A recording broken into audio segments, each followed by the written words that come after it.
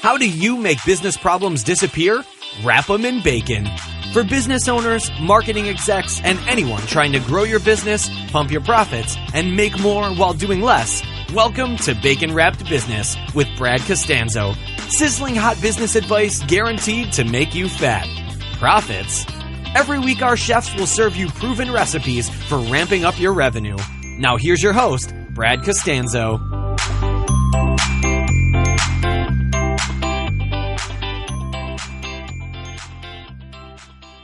Welcome back, everybody. This is Brad, excited to bring you another epi-sizzle of Bacon Wrap Business. And as the announcer said, this is all about sizzling hot business advice, guaranteed to make you fat profits. Every single week, I try to dive into a topic that has to do with business, marketing, business development, lead generation, e-commerce sales, you name it. No topic is really off the table. And we try to go in and give you what's working now for people like yourself or for people in totally different industries not doing what you're doing, in that the hopes that you may be able to apply some of the strategies and expertise or tactics that they bring to the table in your own business. In my business, I've had a lot of success picking pieces out from all different types of industries and see what I can apply in my own. And it's this out-of-the-box thinking that oftentimes creates the most dramatic results. And today is no different. Now, we're going to be talking about something that I know just enough about. I guess you could say I know the tip of the iceberg when it comes to this topic, which is LinkedIn marketing or LinkedIn lead generation and selling using this social network that, a lot of folks treat it like, okay, I've got LinkedIn, but I never use it. It's just something I have out there, but they're not really proactive with it. And today I've invited Josh Turner on the call to share the strategies that he and his clients use to really master the underutilized LinkedIn ecosystem. Now, a little bit about Josh is he's the founder of a company called Linked Selling. It's a B2B marketing firm that specializes in fully outsourced LinkedIn generation campaigns, LinkedIn lead generation campaigns. And that fully outsourced should make quite a few of you kind of perk up and listen, because, if there's somebody who can do it much better than you, then there's the people you should be listening to. Now, he's also the founder of a company called Webinarly. That's webinarli.com. We'll talk about that later on, which specializes in webinar lead generations. If you're not using webinars in your business, you're probably missing out on a huge untapped opportunity. So Josh's company represents clients like Neil Patel from QuickSprout and his Crazy Egg and the various companies that Neil owns, and Microsoft, just to name a couple. In the US, Canada, UK, Asia, Australia, you name it, he's in a wide variety of industries. And his company also operates LinkedUniversity.com, an online training program for LinkedIn marketing. He's also been featured in the Huffington Post, Miami Herald, and many more national publications. So you can rest assured that I've got somebody who knows what they're talking about. Josh, are you with me, buddy? I am, man, and I'm excited to, hopefully live up to the hype that you've built up on this thing, man. But thank you for the kind words and the intro there. Just bring the bacon. That's what they expect. So I was telling you this a little bit before the call. I was familiar. I've stumbled across your websites. We don't know each other that well right now, so a lot of the questions I'll be asking, these are going to be questions that I've personally got because, in my business, I sell to everybody from corporate to professionals, et cetera, and a lot of them are on LinkedIn. And like a lot of folks, I've got a LinkedIn profile, and I almost never go to it or use it unless I want to share a podcast episode or do something, and I really neglect it. And sometimes it's because I'm spinning so many plates. But tell me a little bit more about LinkedIn advertising. What should people know, and why do you believe that this is a strategy or tactic that can be so effective? Well, there's over 330 million people on LinkedIn right now. A number of different market research firms have surveyed literally hundreds of thousands of C-suite business senior decision makers across the globe and found that LinkedIn is the number one news or business website, or just a website period, that those kinds of people are visiting more than any other. And they measured all the big ones, I saw another study recently that actually came from one of LinkedIn's recent SEC filings, because, they're a public company now. And they had released some stats showing that 40% of their users check LinkedIn daily. So when you kind of take some of these different facts and say, okay, well, the types of people we're trying to reach in businesses, the decision makers in the companies we're trying to target, they're on LinkedIn more than any other place online. And on top of that, they're checking it fairly regularly. Now, not everybody checks it every day, but on average, a lot of them are. It just says, well, maybe this is something we need to pay attention to, And so that's what my company's been helping our clients do for a number of years now. That's great. Now, there's multiple ways from, as I said, I know the tip of the iceberg, but there's multiple ways to use LinkedIn. So obviously one of them is just, kind of your profile and creating it correctly. And then another one, just so that when people do come across you, it's not one of the most boring profiles. Like, there's ways to create those.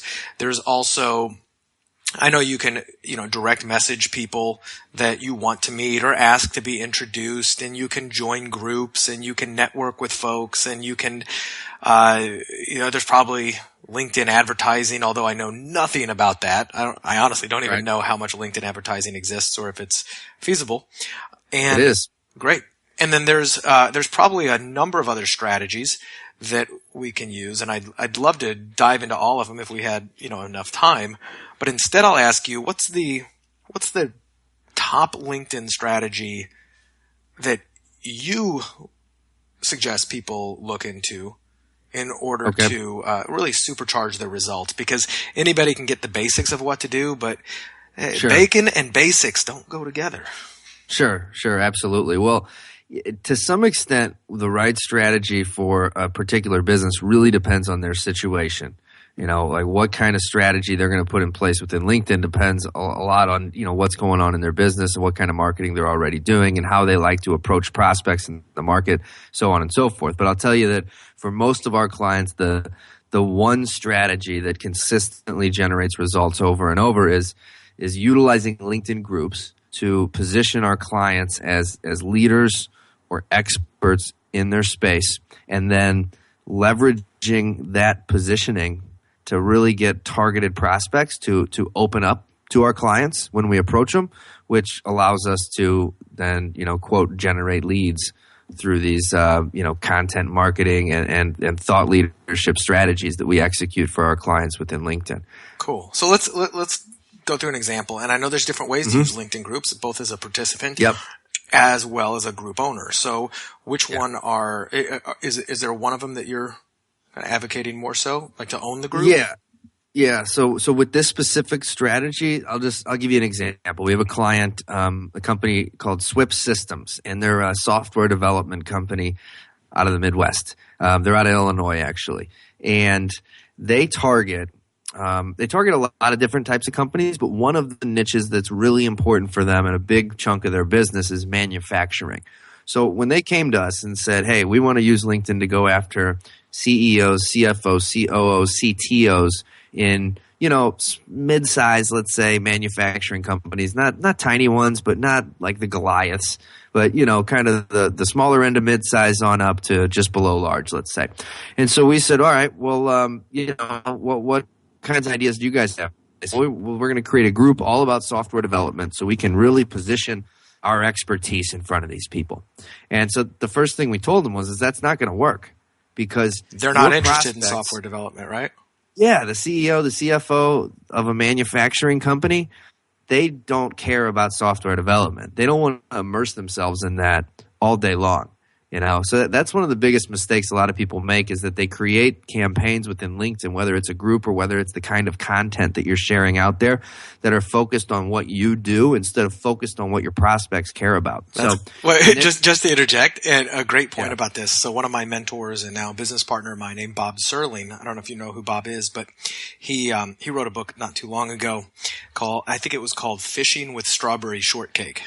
And it was all about like the thing that most people do. It's just, hey, I like the way strawberry shortcake tastes, so I'm going to put that on the hook. And then they wonder why they're not catching fish.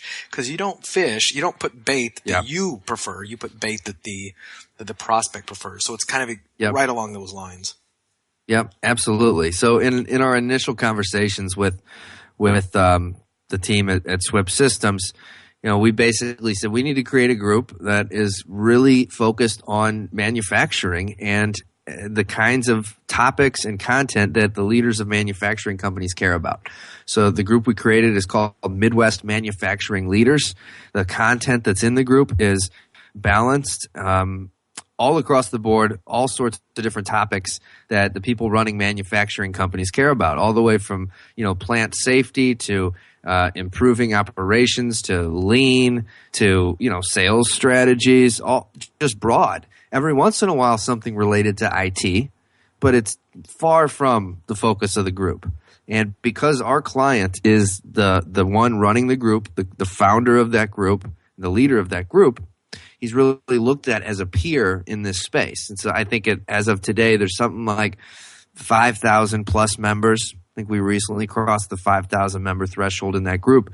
And for very high value targets to Swift Systems, 5,000 of them in a group that they control, that they're the leader of, is really a gold mine for them. And what it allows us to do, because they view our client as really more of a peer than just somebody that's trying to sell them some software all the time, when we reach out to them systematically over the course of months throughout the campaign, they're very open to a conversation, either directly with our client or one of his sales guys, And so it really just boils down to that we've found when you first take care of the relationship before you just try and go for the kill right away, that your hit rate goes way up, and that's if you go to our site, you'll see one of our taglines is systematically building relationships to convert cold prospects into warm leads. And basically what that means is just, hey, when you connect with somebody, don't just go for the kill right away. Give it some time, Date them before you ask them to marry you or sleep with you. Yeah, that whole thing, Yep. And so, we help our clients do that. So let me ask you this. Let's get into a little more nitty-gritty and take it deeper.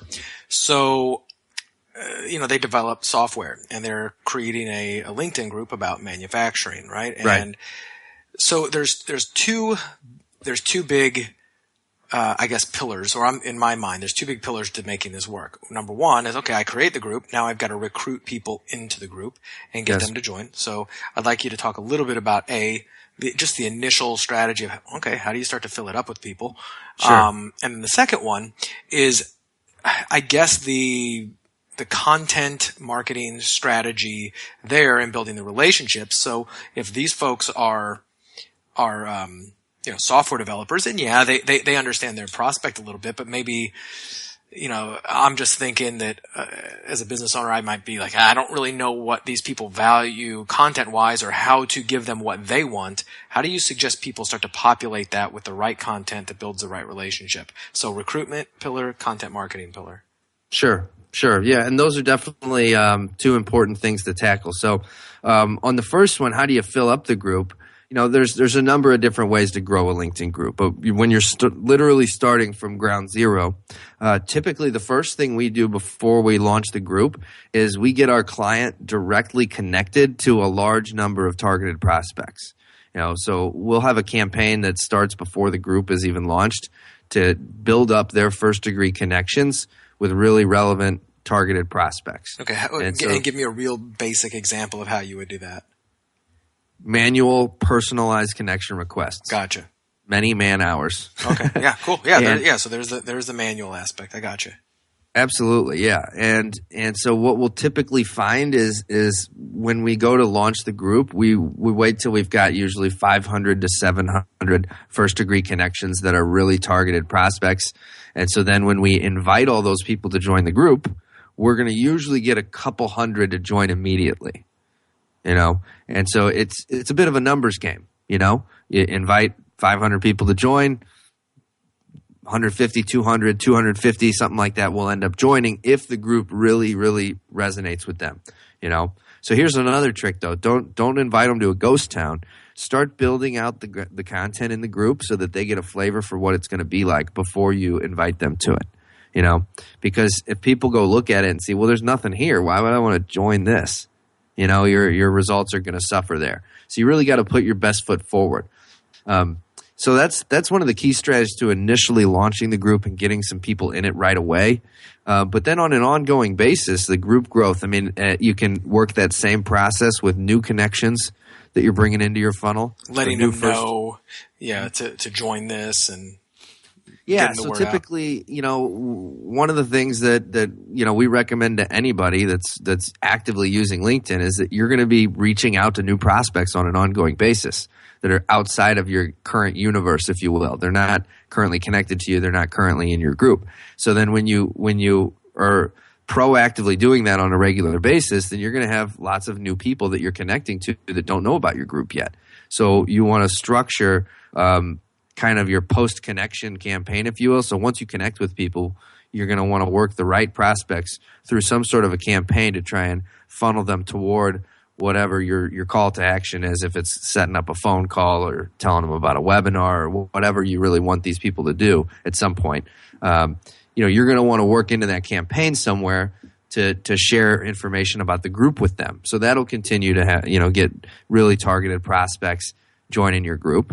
Another strategy is just reaching out to people in other LinkedIn groups. So in the manufacturing example, you can go into other manufacturing groups and invite people, because you know how you can message anybody that you share a group with on LinkedIn, right? Just go into groups and search the membership for people that look like the kind of people you want to get in your group. I mean, that can be either people that look like good prospects for your business, or it could be, complementary type businesses in the market that you think would be good contributors in the group, and just reach out to them and say, hey, I started this new group. There's a lot of great stuff going on in it. XYZ, here's the kind of stuff you'll get out of it if you join. And here's a link if you want to check it out. Love to have you, come join us. And, again, that's a numbers game. You send enough of those messages, you'll have the constant stream of new people joining your group. And those are kind of the primary mechanisms, if you will, for getting a group from like 0 to a few thousand people in a relatively, short amount of time. Cool. I like that. So let's now take the next step. So you've got a couple thousand people in the group, or, 500 to 1,000 people, and you've got a little bit of that momentum. How do you, what's the strategy? What's the content strategy inside in order to make it a highly engaged group, so that not only are they engaging inside, you're building thought leadership, and Sure. then when you email them, they actually don't just ignore it or delete it. Yeah. So to the question that you asked a little bit earlier about, what if you don't know much about the manufacturing industry and what these people care about? Well, it just comes down to doing some research. Yeah. Well, and if you are selling to those people, you should know. Absolutely. You're going to know to some extent. And then with the vast majority of our clients, it doesn't take much research to figure out what kinds of things the people in different industries and different types of positions and different types of companies, what they care about. And that's usually a pretty easy hurdle to jump over there. And then from there, though, what kinds of things do you do on an ongoing basis to keep the group kind of engaged and keep the content going and keep it active? There's a few key things. So one, we recommend post something once a day.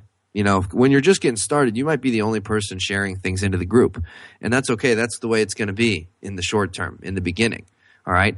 But one thing you can do is actively seek out people that you can go find in other LinkedIn groups that look like active contributors, and then invite them to join your group. And so then you're going to have those people, some percentage of them, come join your group, and then they're going to start sharing things in your group. And then you've got a bit more balance going on. It's not just you, it's some other people too. And as the group grows, you'll have more and more people like that. So you'll have a more balanced mix of contributors and different kinds of content coming into the group. And then the only missing piece is getting people to start commenting and getting discussions going in the group. And that's easy when you have a massive group. And typically we find that kind of starts to go on autopilot around the 2,000 to 3,000 member mark. If you've got a really small group that's highly engaged, it can kind of start happening on its own. But typically a couple thousand members, and that kind of starts happening on its own. But in the meantime, one of the most effective strategies is just to invite people to comment. So post a discussion in the group, ask a question, and then reach out to a handful of group members and invite them to share their thoughts. And that's a good way in the early days to get people kind of commenting on things so that the group feels really alive. I like that. And the other thing you can do, much like what I'm doing here, let's say I had a group on, lead generation for salespeople, right? Yeah. Whatever. I could interview somebody like, you, and provide this as content to the people in the group. So you can reach out, interview experts, ask that, and especially if that expert is active on LinkedIn, if they're, if they've got some influence. So the more people you can influence that are already influencers, the better. And sharing that with your people. So that's another way to create great content. And you could even create a podcast out of it as well. Just, use the content in multiple ways. I want to clarify one thing I said about that, because that's a great thought. Using interviews and, basically leveraging other people's brain power to come up with new content. So when I said, daily content in the group, at least when you're starting, that we recommend people post something once a day, that doesn't have to be your own stuff. Right. Okay, so I don't want that to intimidate people. Exactly. We have a lot of clients that do very well with these strategies that aren't creating any of their own content. It's just all curated. So find the industry websites that your prospects are really tuned into, and the leading blogs in the space, and then set up some Google alerts for some related keywords, and pile all these things into something like Feedly or some other RSS aggregator, and just, hey, once a week or once a month, go in and scan all these feeds to find really the best of the best stuff that stands out to you, and then compile it all. And then you'll have all your content for the month, kind of ready to go. And there's a couple other strategies that you may either be using, or I highly recommend it because I've done this in various other areas, and it is good practice. But if you probably don't have the only type of group serving people in manufacturing or whatever. So if you are in other groups, just pay attention to the stuff that gets the most shares, likes, comments, or engagement. Right. And share either that exact same post, or even better, share something very similar to that. So if the topic is, something about, how to, in manufacturing, there's a million things, how to better source, importing, let's just call it importing raw materials. That's a hot topic in that group. Well, it's probably going to be a hot topic in the other group. So take notes on that. There's other, have you ever used, I believe it is called Buzzsumo.com.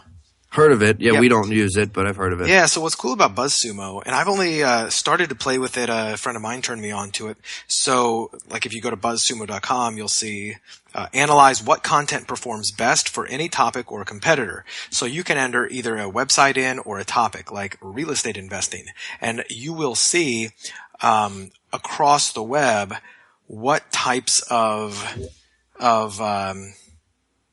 things got a ton of shares. So an example, it already defaults to content marketing, or at least it does here. And if you search for that, it's going to give you a handful of the free ones before it goes big.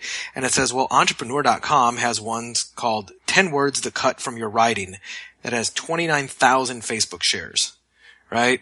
3,000 LinkedIn shares. Sure. 7,000 Twitter shares. So 10 words to cut from your writing on entrepreneur.com. You may, because that's already been proven highly engaging across the internet in general, grab that and post it into your group if it's appropriate, right? Things like this are very easy to do.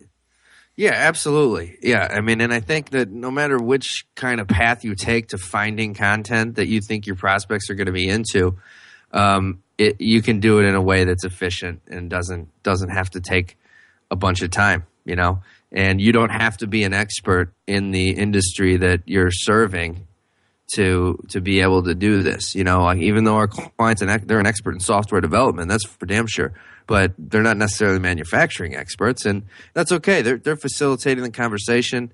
The content in the group is really solid, and we know that because of all the comments and the engagement happening. And they don't have to be manufacturing experts. Yep. Okay, so we covered a little bit about recruitment and the connection, and just share valuable information and connect with people and build those relationships. Is there another step that you tell people that really works well because at the end of the day, the reason people are doing this is to get clients. So right. What do you recommend they do when it comes to capitalizing on their LinkedIn group? Yeah, so at the end of the day, the strategy is all about positioning our client as a leader in their market, in the eyes of their prospects, so that they're seen as more of a peer than just somebody that's going to try and sell them something. And when we can achieve that kind of positioning, then when we reach out to a prospect and say, hey, it's been great having you in the group, and we've been keeping in touch over the last few months a little bit. Jim in my office saw that you and I were connected and mentioned that he was planning on reaching out to you. I thought I'd do a warm introduction, and I think it'd be a beneficial meeting for both of you. So that kind of a handoff, if you will, or introduction is very effective. Or if you're just reaching out at some point and saying, hey, we've been keeping in touch, and you've been a part of the group for a few months. I came across your profile again and thought it wouldn't hurt to reach out. I'd love to jump on a call sometime and learn more about your business. How's next Thursday work? It's very effective. And what you've achieved there is that you'll get people to agree to speak with you that wouldn't have otherwise given you the time of day. Yep, because you have a couple that months prior. Authority, right? Now, what about? I don't want to segue into Webinarly yet, but what about hosting, just content-rich webinars off of LinkedIn? So you can say, hey guys, I'm, doing a great webinar on how to do X, Y, Z, and invite you guys over here for free. Is that also a very effective strategy, or is that a little overused? Well, is it a little too salesy, or? No, as part of a campaign, if a client of ours has a webinar that they've got coming up, or just one that's just in the can, automated webinar, let's say, that we can use on an ongoing basis, we'll definitely promote those in a few different ways within LinkedIn campaigns, through personal messaging that happens behind the scenes, through an announcement to all the LinkedIn group members, which, as you know, Brad, is just like an email blast that goes to all the members of the group. And, other strategies like LinkedIn ads can be really effective at driving people to webinars. Especially B2B, if you've got webinars, LinkedIn's a great place to promote them. Okay, perfect. Now, I want to ask you, number one, if you knew about I want to take this and kind of take a new strategy that I recently learned.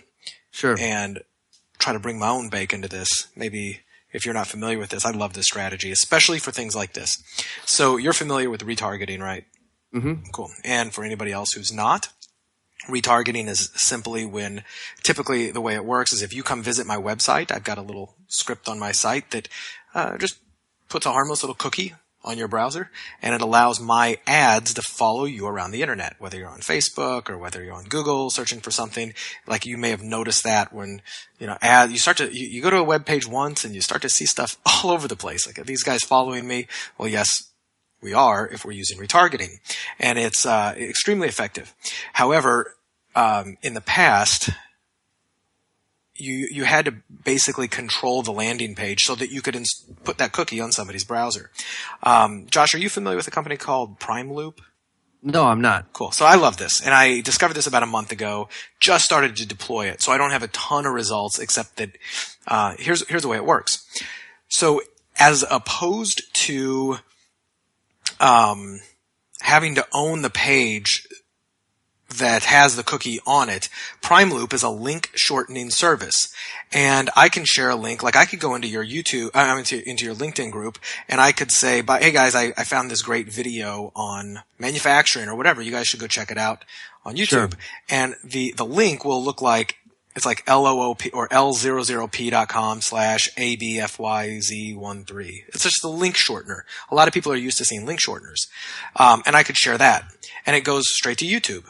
Well, as it goes through that link shortener, it drops my retargeting code, like say perfect audience, which is a big retargeter, on your browser. And I just send you somewhere. It doesn't look salesy. I'm not sending you anywhere on my own. But now what that allows me to do is to follow you around with my ads. And if I shared I'm able to add value without looking salesy, but I still get you in my ad network. So I love this. Like I read about this on Primeloop's blog, and they said, look, if we were coming out with a competitor to GoPro cameras, and we had, the Bacon Cam, let's just say, well, I'm going up against an 800-pound gorilla. But you could go to these forums, and you can go to people where people are really interested in GoPro footage, and they share footage all the time, and you could just start adding value. And whenever you say, hey, check out this cool video that I posted, or check out this other video on YouTube, you simply use your Primeloop shortener. And then all of a sudden, these people who go check it out are seeing the Bacon Cam in their ads, like, "Hey, Bacon Cam, better than GoPro." Right. So, I would highly recommend even just taking a look at that, and whether working it into your consulting and coaching and strategies. But you can tell people, share all types of links, but if you share it through this, you at least get the benefit of retargeting if they want to do that. That's maybe more advanced than the average person's doing, but for groups, for social media, so powerful. Yeah, I really like that a lot. I'm glad you shared that with me. I will be using that for some really specific things for sure, because we do a lot of retargeting. So anybody that goes to visit our website and learn more about what we do, you'll probably see an ad on Facebook pretty soon for one of our webinars. That kind of thing. But that's really smart. I mean, I can see a lot of benefits to that. Another thing that we'll do is we'll retarget LinkedIn connections on Facebook. So you can upload a custom audience from all the emails of your LinkedIn connections, and then serve up ads to them on Facebook. So that's not. Wait, let's back up. Let me make sure I understood that. So you can take your LinkedIn connections, you said? Yes. And then you can export those somehow and upload them into Facebook, and then Facebook will allow you to create a custom audience based on that? That's right. Nice. Yeah, I'm familiar with doing that on, like if I have my own email, my own database of emails, I can do that. I didn't know you could actually export from LinkedIn. Yes. And that's great. I love that. Yep. And just like with your email list, Facebook won't find everybody, but it'll find a good percentage of them. So it's a really good strategy for all sorts of different applications, because I mean, at the end of the day, the more places you can reach your prospects, the better, which is why, I talk to a lot of people who just assume that we do nothing but LinkedIn, but we're almost anywhere you can be, that's just the tip of your spear, but sure. Because we know that our prospects are lots of different places. So we want to try and be in all the different places that they're at. And, I think that's pretty cool. Another one I'll mention that's kind of along the same lines, it sounds like, is Primeloop. It's not for retargeting, but it's called Sniply. Oh, yeah. And I don't know if you've heard of that. Heard of it, and I even looked into it, but remind me what it does, because it's actually not on the tip of my tongue anymore what it does. Yeah, so essentially what it does is it allows you to share articles to third-party sites, and using a Sniply link, and you have to have a Sniply account, you can basically put a little call to action in the bottom left corner. Yes, that's right. I love that. So you could be sending somebody to – I'm going to just use my business as an example. I could send somebody to an article at entrepreneur.com. Richard Branson talking about the latest thing he did when he was on his island or something like that. And I can have in the bottom left a little call to action that's got my picture and a little message that says, hey, if sign up for one of our upcoming LinkedIn webinars, click here, something like that. And I wonder on this, on strategy wise, because I've looked at that, and it kind of made me think, because I've seen exactly what you just said, is like if you're sharing a link and it goes to Entrepreneur, and then a little picture of you, Josh, who just shared the link, pops up and says something. Well, I mean, maybe a majority of the population, it's going to be subliminal. They're not even going to notice. But I'm going to be like, all right, that's just weird. Like, what's going on? Some people. Sure. And I'm just curious if not putting that on there and just putting something, really targeted to their interest, but not making it look like, oh, you just shared a tool that overlays your call to action. I was curious about it. I didn't know if you tried one or the other or split test that. No, haven't done any split testing with it or anything like that. But has it been effective though? Has it worked? Has it driven some leads? It can definitely work. I don't use it too extensively, so I'm not the poster child for Snipply or anything like that. But I would say the application for it specifically within LinkedIn isn't like, hey, I wouldn't use it for messaging prospects. I wouldn't send a prospect a link saying, hey, I found this article. I really thought you'd like it, and then the link's got your picture on the bottom left. Like that kind of you're spoiling things a little bit there, but for just pure content distribution, so sharing articles into LinkedIn groups that you're a part of. You come across a great article and you think, wow, this would be a great fit for these groups I'm in LinkedIn, and you share it into 10 of your groups. Well, there's all sorts of people that you don't know from Adam that are going to end up clicking through to check out that content. That's a great point. So that's where really I think it's super effective. And then you get a lot of branding out of it. Cool. And the other thing you can hire if you are outsourcing and you've got somebody managing your, hey, by the way, did I lose you or are you still there? Nope, still here. If you've got somebody managing, just say posting for you, whether it's your Facebook group or whether it's your LinkedIn group, they don't even have to be posting for you. They could be posting for just themselves, just adding value. Just say, listen, go curate, articles on manufacturing, real estate, whatever they are, and just share them and share it with either my Primeloop or share it with my Snipply account. So now it's Joe Schmo over here who's just kind of a person who's somewhat, just in there posting with instructions, and they're sharing your links. That's both, got your call to action or it's dropping your retargeting link on there. It can get even more powerful because they're like working for you behind the scenes. Right. Yeah. That's awesome. I mean, that's a pretty effective strategy for people that can really put it all together. And then, of course, you've got to have the power with the retargeting happening behind that and have that set up to really take advantage of it. But even if you don't quite have that yet, you can still start doing it and building those audiences. Absolutely. So that then a couple months from now, when you're ready to start running some ads to them, you've got a pretty decent audience built up to start marketing to. You're absolutely right. So let's that whole strategy is really ridiculously, I believe, underused because most people don't want to put that much thought into it. But I see that as being the most powerful versus just the going and sniping one-on-one, just trying to, individually send people email. Hey, can I help you? Hey, can I help you? There's no leverage in that. There's tremendous leverage in what you're doing. Tell me about, this may be against terms of service. I don't know. I know it's done, maybe behind the scenes. Tell me about buying and selling groups. Like if I wanted to jump to the head of the line and I wanted to purchase somebody's LinkedIn group and become the manager. They've got 20,000 people in their LinkedIn group. That is my ideal prospects. Sure. I mean, I could see myself reaching out and say, listen, I'd be interested in purchasing this. Do you have any experience in that? And is it against TOS? Is it gray? Is it?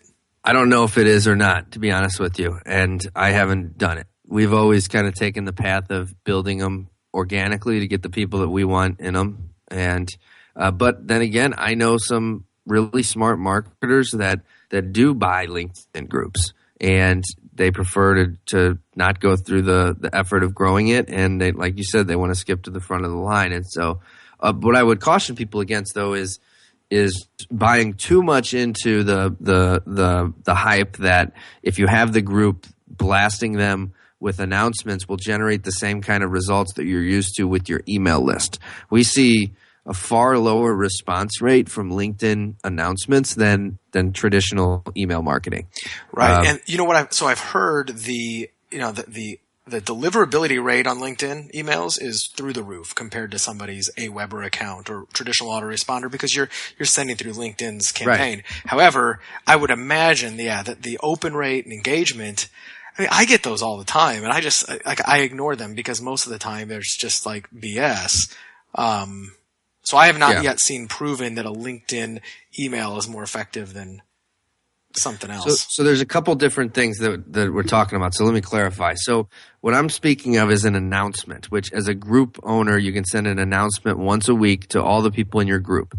Those, if you're relying on that as your strategy for monetizing a group, you better have a fairly high-priced product or service because that in and of itself doesn't drive that much traffic as much as you might expect it to if you compare it against traditional email marketing metrics. All right. So that's really what I'm speaking of. So one of the other things though is just one-on-one personal messaging within LinkedIn, which gets a tremendous response rate if it's done the right way.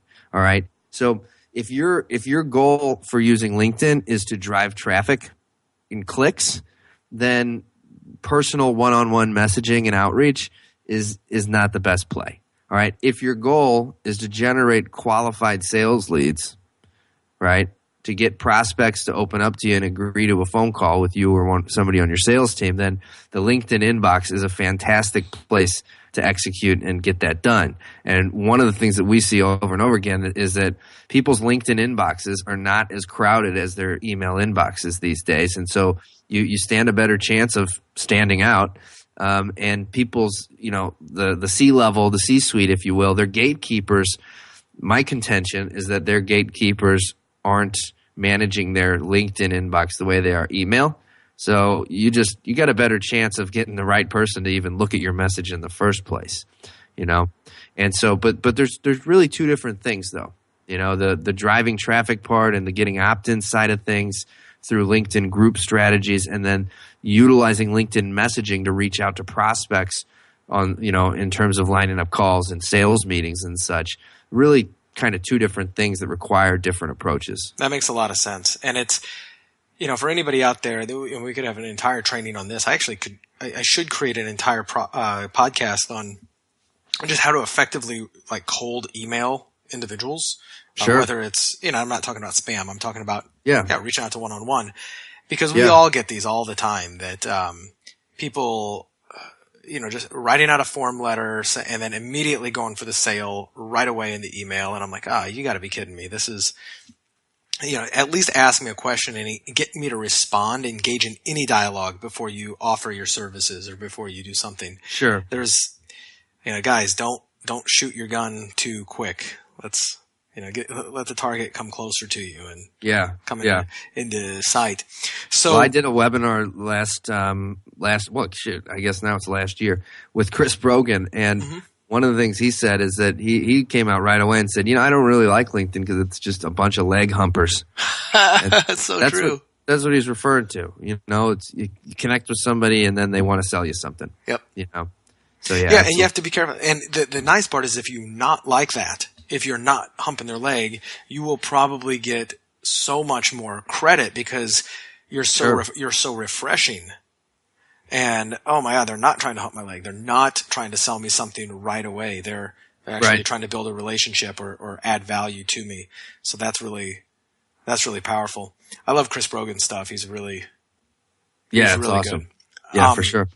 Okay, so we've talked about groups. We talked about one-on-one, individually hitting them up. I want to talk real briefly, just because I'm not real familiar with this. The LinkedIn advertising. Is it a strategy you use a lot? Yeah. Is it? What's the overarching strategy on that? Yeah, so LinkedIn ads are going to be best for driving traffic to content and getting opt-ins. We're primarily utilizing LinkedIn ads to generate leads for webinars, to get people to sign up for webinars. So a lot of people will start using LinkedIn ads and they'll say this is too expensive because maybe they're used to Facebook ads. LinkedIn ads on the surface, in terms of if you just look at cost per click of what you're going to end up spending, is significantly more expensive than Facebook ads. But you're able to target a different type of person on LinkedIn than you can reach in Facebook. Certainly there's overlap, and Facebook is getting more advanced in terms of how B2B marketers can use it. But there's just a whole different crowd on LinkedIn. So oftentimes, even though the cost per click is higher, your cost per lead is going to be potentially lower. Or even if it's the same, the quality of those leads can be a lot better. And that's really, at the end of the day, what it comes down to. So, for our business, we see on average $4 to $8 cost per lead is typically what we're used to spending on LinkedIn ads. And that's for 4 to 8. Yeah. Yeah. So, generally speaking, we try and get campaigns dialed into where we're getting clicks for between $1.50 and $3 each. And, if a landing page can convert 30+%, then we're in business. Nice. Now I'm gonna really reveal my ignorance on LinkedIn advertising and how often or how rare I'm on LinkedIn. Where do these ads show up? Are they on the right-hand side? Are they in the news feed? I'm on there right now. I'm just on the main home page, and I'm looking for an ad. Ads you may be interested in. See, they're right in front of me. I didn't even see it.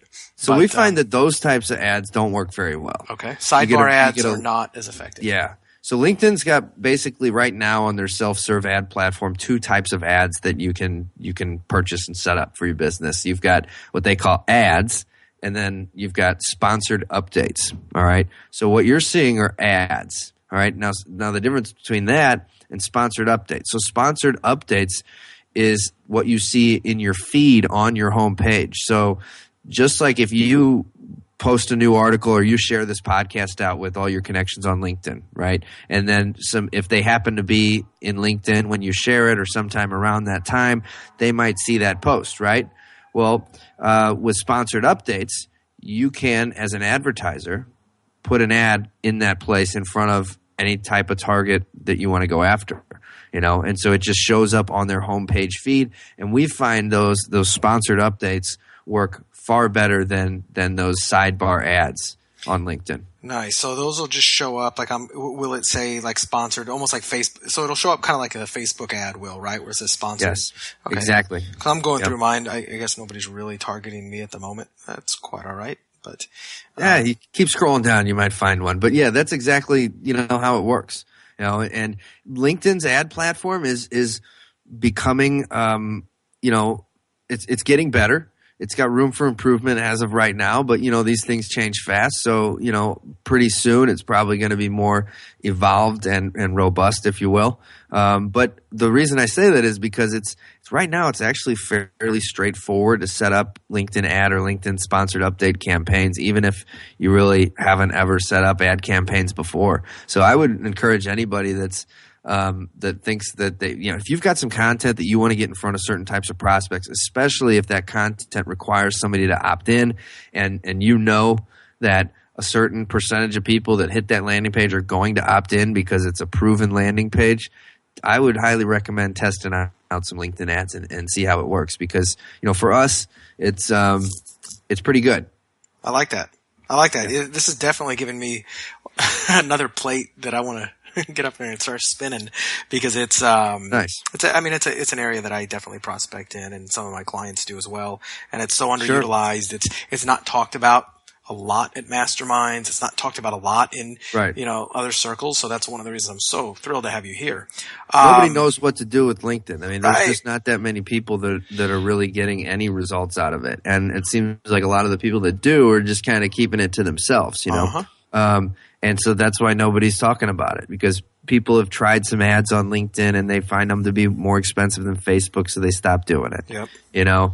Or they just don't know what to do with it. They go on to spin another plate. And there's a lot of places to spin out there. So there's, but at the end of the day, marketing and lead generation is all about finding the highest ROI source of leads. And if this is the center of the bullseye for some people, if you're selling weight loss pills or whatever, this isn't where you want to do it. But if you're selling anything B2B or anything to sales professionals, I would imagine sales professionals are on this thing all the time.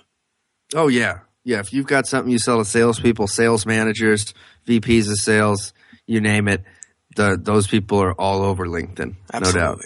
So I want to segue into something I mentioned earlier. You've got another company called Webinarly, and I want to talk about that. So, big fan of webinars. They, work tremendously well. So, but tell me what does Webinarly do? What problems does it solve? How would somebody use Webinarly versus doing it themselves? And I'll preface it with, if you want to do it yourself, you create the webinar, you host it, or you get it on GoToWebinar, you get, something else, and you send your emails, and you write all your sequences, and you handle every step of the process. I believe you probably make a lot of that a lot simpler. Tell me how it works. Well, there's a lot of moving parts with webinars. Yes. So for our business, webinars have been the biggest driver of our business's growth, and we've grown quite a bit over the last few years. And so it was roughly a year ago that we sat down and said, why don't we see if there's some other businesses out there that could use some help in this area doing what we've done for our business for their company. So I went down the lean startup path, and instead of just assuming I knew what the market wanted, my team and I went out and interviewed potential clients and people that we thought were in the target market to find out really, what are the problems that they have with webinars and where do they really need help? And what we found was that most people have the ability to create a webinar and set it up and host it, even though there's a lot of moving parts with that. And some people say, hey, I want you guys to help with all of it. But what we've heard from most people and what we see out in the market is that where people really struggle the most is getting the word out. It's the marketing of the webinar. It's promoting it and making sure that enough people sign up to make it worth doing. And then on an ongoing basis, continuing to market it so that it's not just a one-time event that took a lot of energy and now it's over, but making that one webinar work for you for months or years down the road. And there's a number of different ways to go about doing that, but that's really where we earn our keep and where we help our clients. So we manage all the marketing and ad campaigns to continue driving prospects to their landing pages and getting them to sign up for their webinars. Okay, so you guys drive the traffic to their landing pages. Yep, exactly. And for most of our clients, we also will help them create landing pages because, the conversion is that point in the process where a prospect hits that registration page and decides if it's good enough to exchange their email address for this information, this webinar they're thinking about signing up for is critical. So if a client has a landing page converting at 20% and we can improve it to 30%, it's a 50% increase in the number of leads generated. That's, massive. And so for most of our clients, we will also help out with landing page optimization and we'll consult on really the whole process. We'll help people set up the whole thing if they want, but really where the bulk of our where we earn our keep is on the marketing side of things and generating the leads. Okay, so let's use an example here. So sure. So I build the webinar on my side, and webinars there's moving parts, but it's not that hard. You can set it up on automated. You can do a live one, whatever. Yep. Right. So you guys, number one, you get paid per lead. Is that typically how you monetize this, or is it paid? We have a fee. Okay. Yeah. So we have, a few different pricing tiers and companies hire us and, our fee will include ad budget as well. And then we'll give people an estimated lead range based on kind of where we think things will fall. Okay. So let's just say I come to you and I say, listen, I've got a $5,000 ad spend. Right. And I want you to, here's my market, here's who I want to target, et cetera. Go manage this and get the leads in the door. So in essence, you're kind of managing the ad spend. You're not doing that with your own. The ad spend isn't coming out of your own pocket, right? Oftentimes it is. Okay. Depends. It kind of depend on the client, the webinar, and. Sure. Exactly. Okay. Yeah. Oftentimes the client just pays us. And then we're responsible for generating the results. We don't ask them to go set up an account with Facebook and set up an account with LinkedIn and set up an account with Twitter and Google. Because you've got that. So we just manage the process. So the ad spend comes out of our fee, and we just make it happen. It's less moving parts that way. Okay, so then your fee, and you don't have to quote anything right now because it probably depends. It may be a case-by-case basis, but in general, let's say I've got a high converting webinar and this thing is good and it's seasoned, et cetera. And I don't want you to, I don't want you to manage I'm not going to give you my ad spend budget, but I'm going to tell you that, send me leads and I'll pay you. Yeah. So am I paying you on a flat fee basis just for whatever happens, or is it a pay for a lead, or is it pay per, person who signs up for something else? Like if I was a prospect, and actually either myself or some of my clients may be. So that's one of the reasons I'm asking. And we'll publicize it here for anybody else who's like, oh, I kind of want that as well. Yeah, sure. Yeah, no worries, man. Ask anything you want. I'm an open book. How much you cost, mofo? Yeah, so as of right now, like the just to be totally transparent, the base level of service is $4,500 a month, and that includes a minimum of 33% of that will go towards ad spend. All right, and so typically what it comes down to is that we'll sit down with a client and figure out where are the best places that your prospects can be reached and we will then go set up the campaigns to make it all happen. And it could be a combination of Facebook ads, it could be LinkedIn ads, it could be organic strategies within LinkedIn. It's a lot of our clients that makes sense because we work with mostly B2B companies. Oh, okay. And it's just the sky's the limit. I mean, we have a client who's in the real estate space. Well, real estate. What?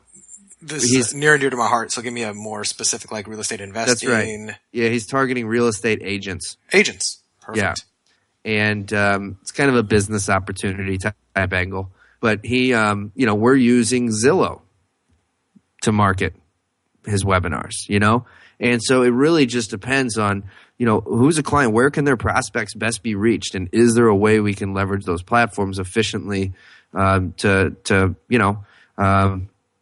drive some leads and get enough people over to the registration page, to get enough people sign up for the webinar to make it all work, and so that if you've got a webinar that converts and how it, what your percentages are and all that stuff, it's pretty easy to look at, working with us and crunch the numbers. And for most of our clients at that price point, they're looking at it. Just a lot of it depends on a lot of different factors, but on average, usually the cost per lead is going to end up somewhere between $30 and $90 a piece. Oh, okay, perfect. I'm just kind of writing that down. So if I pay you $4,500 a month, 33% of that is going to ad spend. And if let's say I get 30 leads versus 300 leads, does the amount that you do you take anything per lead as well? No, we don't. If it's more, we don't charge you more. If it's more than what? If it's more than like the lead range that we quoted, if we tell you we think this is going to be somewhere around 100 a month, let's just ballpark it. Oh, okay. So you're looking at $45 a lead. If it turns out a little less or a little more, we're not like reconciling the payment every month or anything like that. No, it really just comes down to that our clients are relying on us to deliver the results that we tell them we're going to deliver, and if we don't, they're not going to stay with us for very long. Right. Okay, so that makes sense. We work hard to make sure that we're bringing on clients that we can get results for, that are going to be a good long-term fit, both for both sides. Right, and you just know from doing that 30 to 90 is it's a wide enough range where it probably covers most people. I mean, conversion opt-in percentages are, they don't vary that much. People aren't getting like 90% conversions on webinar registrations, but it depends. But there are some spaces where it can be difficult. There's some markets where if you get 5% of the people to opt in, you're going to be in good shape, and that's okay because those types of businesses might be willing to pay a lot for a lead, and maybe maybe the average customer value is really high, and they can afford to spend that. Yeah. Okay. Exactly. So that makes a lot of sense, and I like that. So B2B focused, and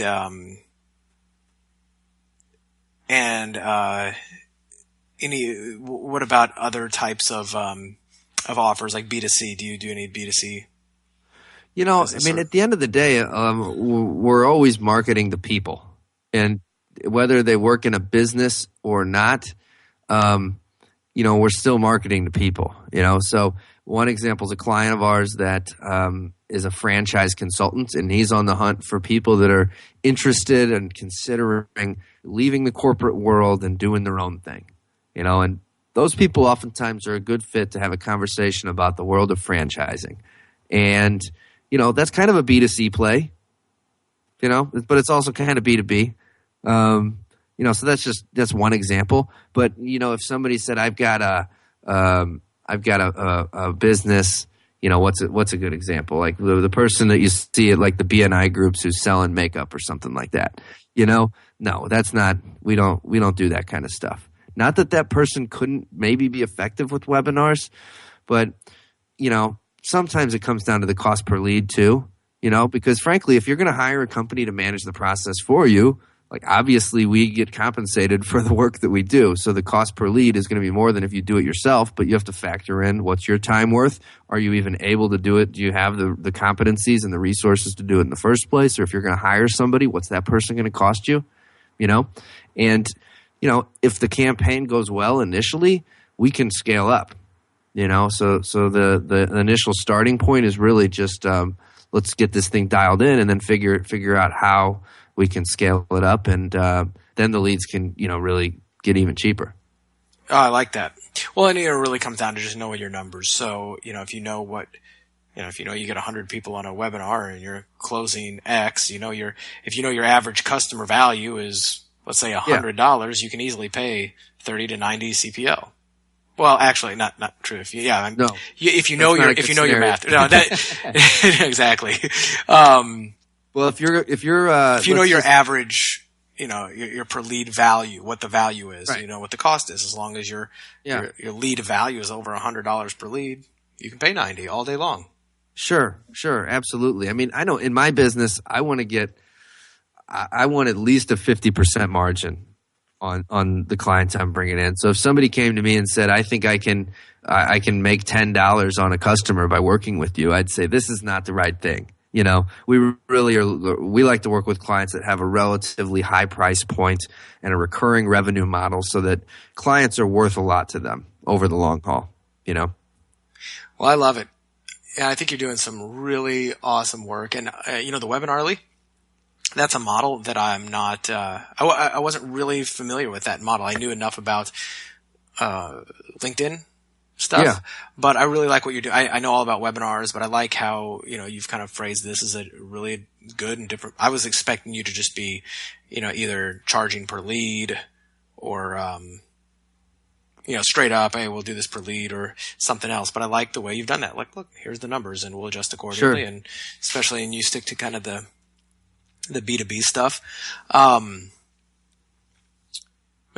I'm going to cough here 1 second. I'm going to push mute so that it doesn't blow everybody's ears out. There we go. So, kind of wrapping up, we're at the hour mark.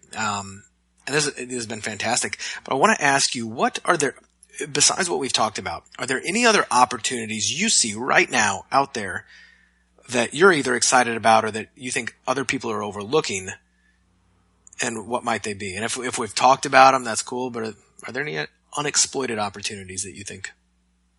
Man, I think that the biggest driver of my business's growth has been, webinars fueled by LinkedIn ads, Facebook ads, and organic strategies and email marketing. So I'm going hard as hell on those strategies. But aside from that, I mean, the biggest thing for my business right now that I'm most excited about is, meeting people like you and just developing new relationships with people that are really doing lots of awesome things. And, the relationship capital, all that kind of stuff, is huge. And just over the last few months, because of some of the relationships I've developed and some of the people that we've met and some of the people that we've had the opportunity to work with and partner with on certain things has just been amazing. And some of the things that we've got in store for the coming year are super, super exciting. So I would say to anybody that is doing all this kind of stuff that we're doing, do webinars, drive traffic, generate leads, all that stuff, and then also take time to really develop relationships with really, really solid people. And, combining those two things can have a big impact. Fantastic. So, a couple rapid fire ones. What are you terrible at in your business? Oh man, what am I terrible at? Or at least what do you hate doing? For personally, for me, when it comes to the advertising, I have to hire people to manage all my ads. I hate sitting there and actually building and managing the minutia of ads, right? I hate SEO. I suck at it.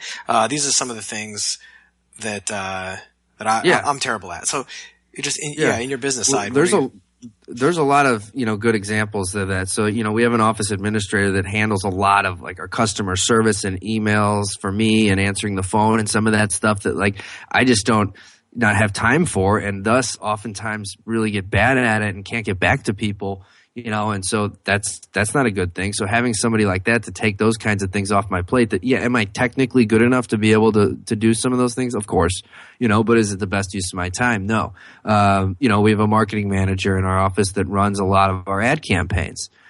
He is great at Facebook. So I kind of talked to him at a high level about, what we want certain campaigns to achieve and generally speaking, what kind of people to go target. And then he goes out and really gets into the weeds and the nuts and bolts of really putting it together and making it happen, So it's some of that really technical stuff that other people in my office, because, as we've grown, we've created some more specialized positions within the company. These guys are just, passed me by. And that's a good place to be. So there's some things that other people on my team are much better than me at, and it's awesome that they're in the right position. And then, it allows me to work on some of the high level stuff and, stay tapped in with our clients and talk to people like you. Yeah, fantastic. Last thing. What other nut are you trying to crack in your business that does not include just getting more sales or whatever? Okay. Is there any one thing right now? And it may be nothing. You may be on a pretty good path. But is there any one either person, like a type of person you're trying to meet, a resource you're trying to get, a challenge you're trying to overcome, something that you're pulling your hair out over? We're always on the lookout for new sources of traffic.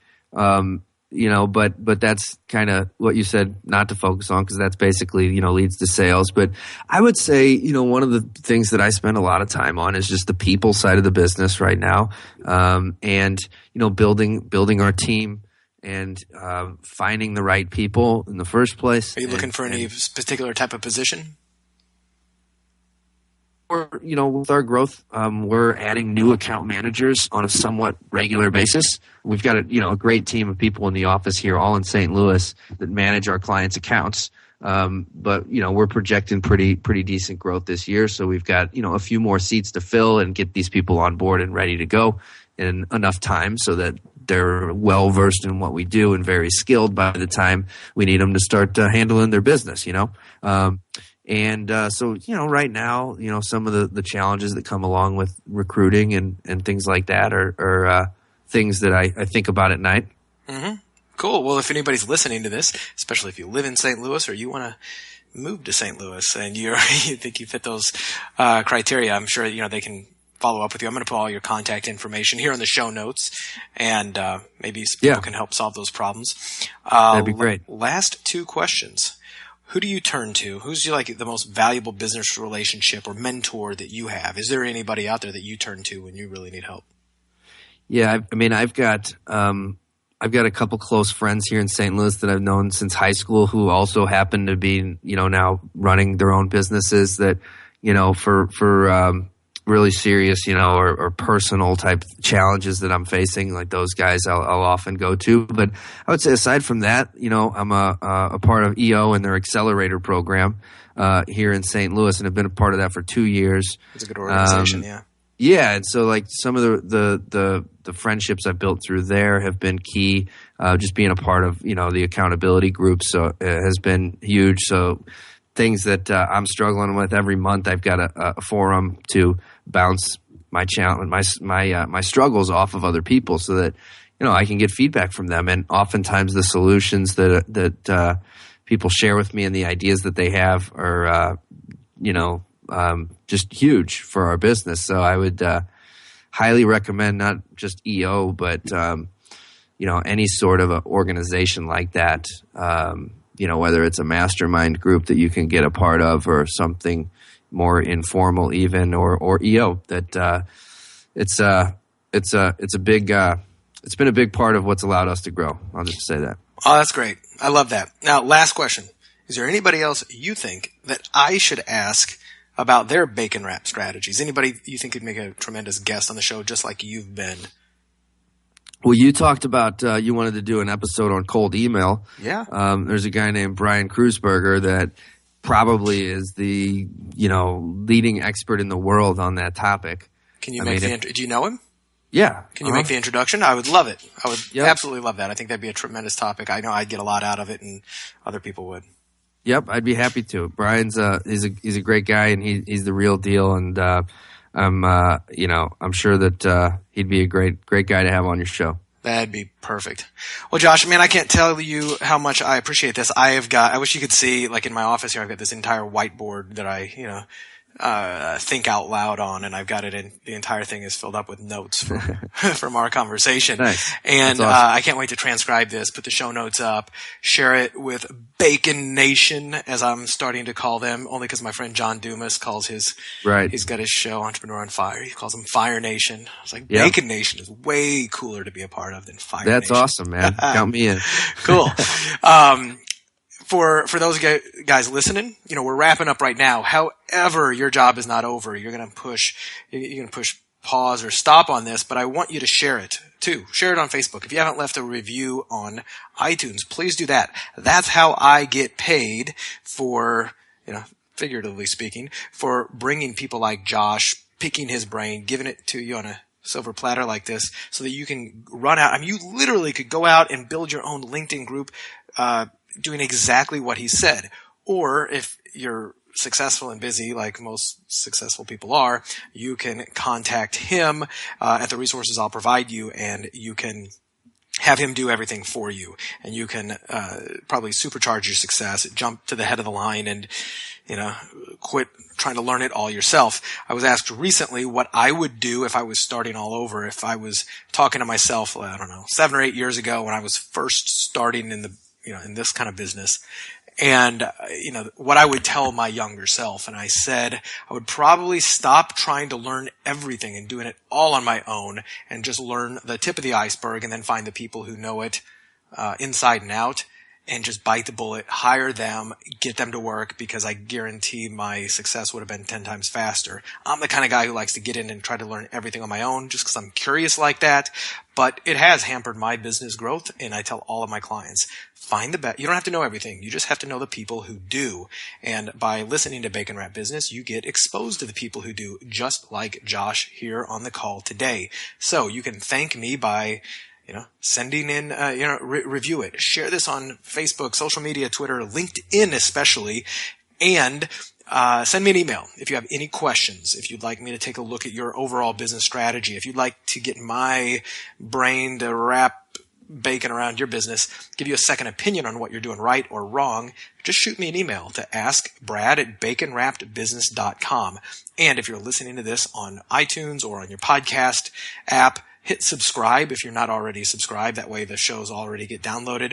And you can go over to baconwrapbusiness.com, sign up for my newsletter. You won't miss a thing. You get a lot of bonuses that I don't give out to everybody else, just for my newsletter subscribers.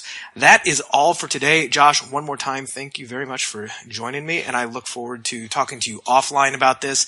I've got some potential ways we can maybe do some business together, and I look forward to seeing where that goes. Awesome, man. Yeah, thanks a lot for having me on. It's been fun. My pleasure. Take care. And bye, guys. See you next time.